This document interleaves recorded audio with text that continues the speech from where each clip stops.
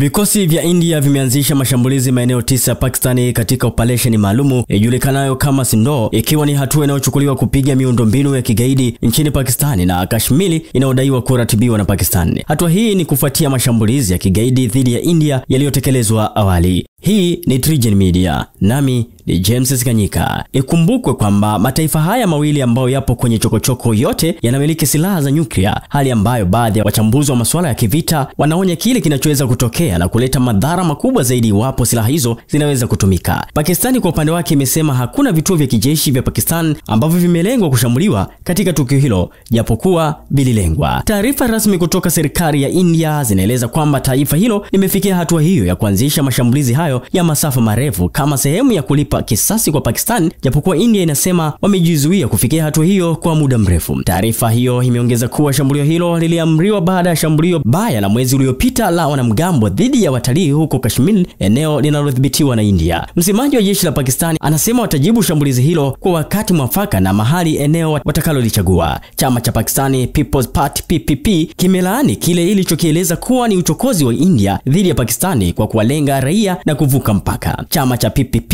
ni mojawapo ya vyama vitatu vikuu vya kisiasa nchini Pakistan na kinaongozwa na Bilwal Bhutto Zardar, mtoto wa rais wa nchi hiyo Asif Ali Zardar. Chama hicho kiliongeza katika chapisho lake kwenye mtandao wa X kwamba shambulio la India ni ukiukaji wa sheria za kimataifa, mkataba wa Umoja wa Mataifa na uhuru wa Pakistan. Chokochoko za kivita kati ya taifa na taifa duniani zinaongezeka kila uchao, hali ambayo inahitaji jitihada za kimataifa kuzuia mizozo hiyo. Hii ni TriGen Media. Nami ni James Kanyika. Nikusitu ya kwamba endelea kusubscribe kama hujafanya hivyo, share na comment ili wewe wa kwanza pia kuzipata taarifa zetu. Endelea kusalia nasi.